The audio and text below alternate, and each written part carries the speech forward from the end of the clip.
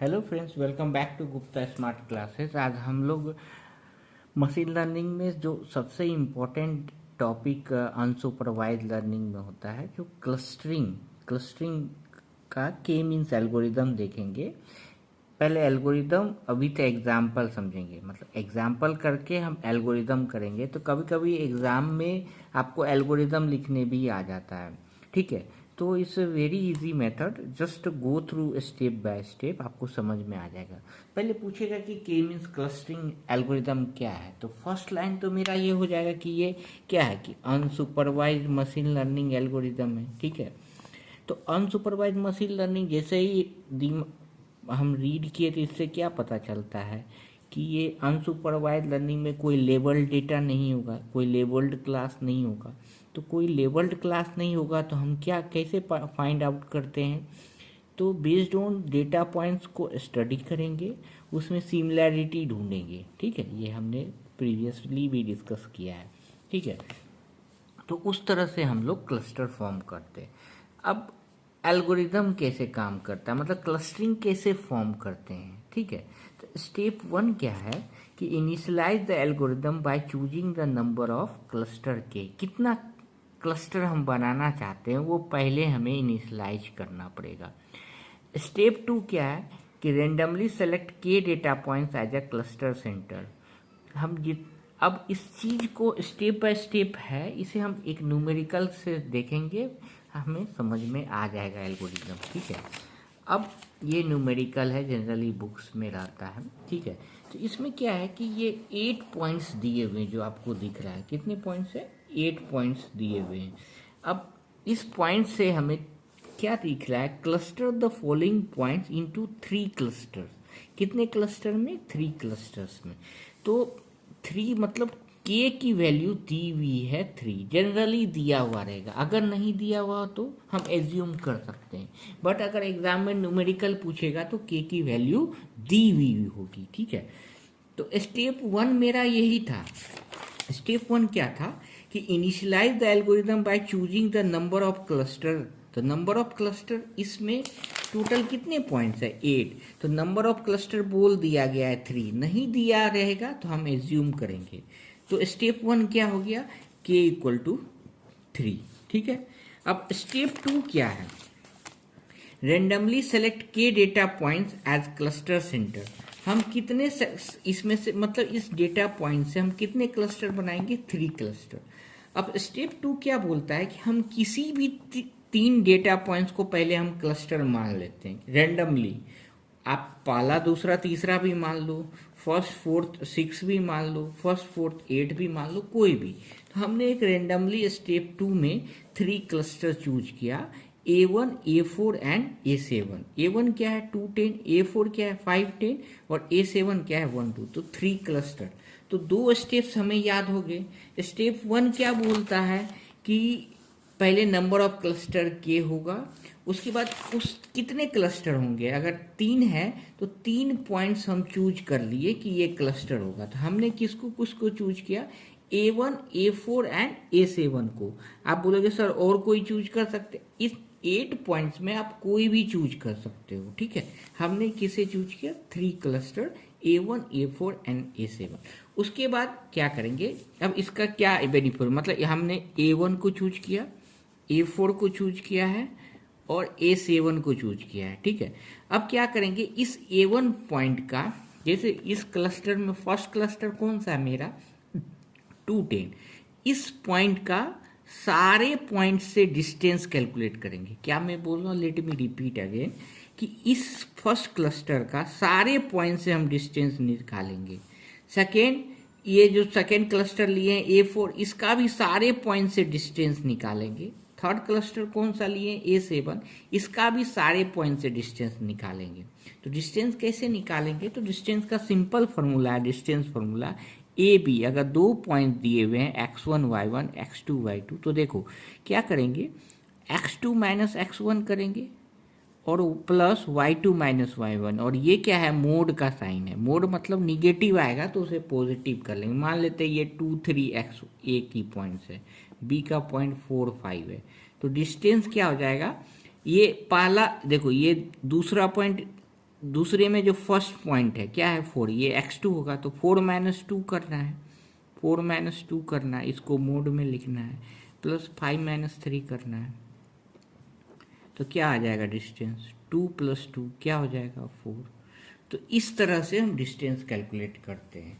तो डिस्टेंस जैसे पहला क्लस्टर क्या था 2 10, तो उसका सारे पॉइंट से डिस्टेंस निकालेंगे, तो 2 10 का 2 10 से भी निकालेंगे तो क्या होगा 2 minus two plus 10 minus two, उसी फॉर्मूला से x2 minus x1 plus y2 minus, तो क्या आया 0।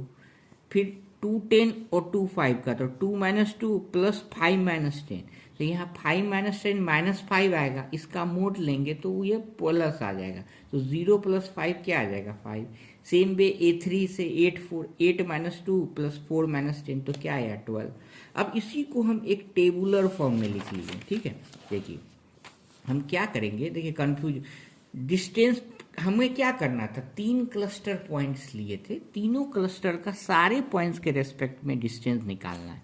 तो हम लिखे distance from cluster C1, distance from cluster C2 और डिस्टेंस फ्रॉम क्लस्टर C3, ठीक है। अब distance from cluster C1 to first point क्या है 2 10, 2 10 का C1 से डिस्टेंस निकालेंगे, फिर 2 सेकेंड पॉइंट क्या है 2 5, तो इस तरह से सारा डिस्टेंस निकालेंगे। देखिए 2 5 का डिस्टेंस क्या आएगा 2 माइनस टू 0 प्लस 10 माइनस 5 5, तो 0 प्लस 5 क्या आएगा 5। इसका क्या आएगा 2 माइनस 8 6 प्लस 10 माइनस 4 6 प्लस 6 क्या आएगा 12। इस तरह से सारा डिस्टेंस लिख लिए। सेम वे C2 का लिख लेंगे, सेम वे C3 का लिख लेंगे, ठीक है।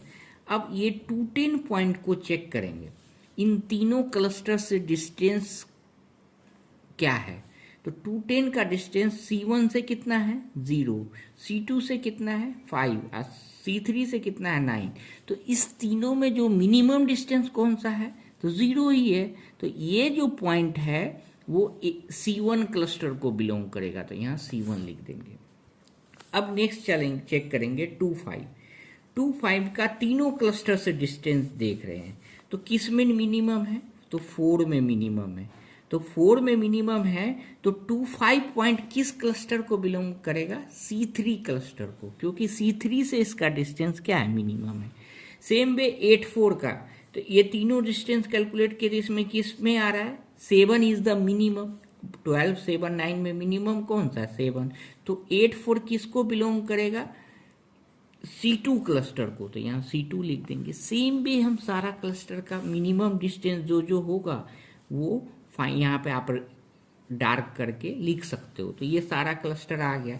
अब चेक करते हैं कि C1 क्लस्टर में कितने पॉइंट्स है, तो C1 क्लस्टर में A1 पॉइंट्स है, C2 क्लस्टर में इतने सारे पॉइंट्स है और C3 में इतने पॉइंट्स है। तो अब देखिए हम स्टेप्स देखते हैं। स्टेप 2 तक तो हमने देखा था। स्टेप 3 क्या है कि distance between each data point and each cluster centre, यही है कि हम डिस्टेंस सारा पॉइंट निकालते हैं एक क्लस्टर सेंटर का सारे पॉइंट से, तो ये डिस्टेंस हो गया। अब वो पॉइंट्स किसको कौन से क्लस्टर को बिलोंग करता था जिसका डिस्टेंस क्या होता था सबसे मिनिमम होता था, तो इसमें सबसे मिनिमम, तो वो स्टेप 4 हो जाएगा।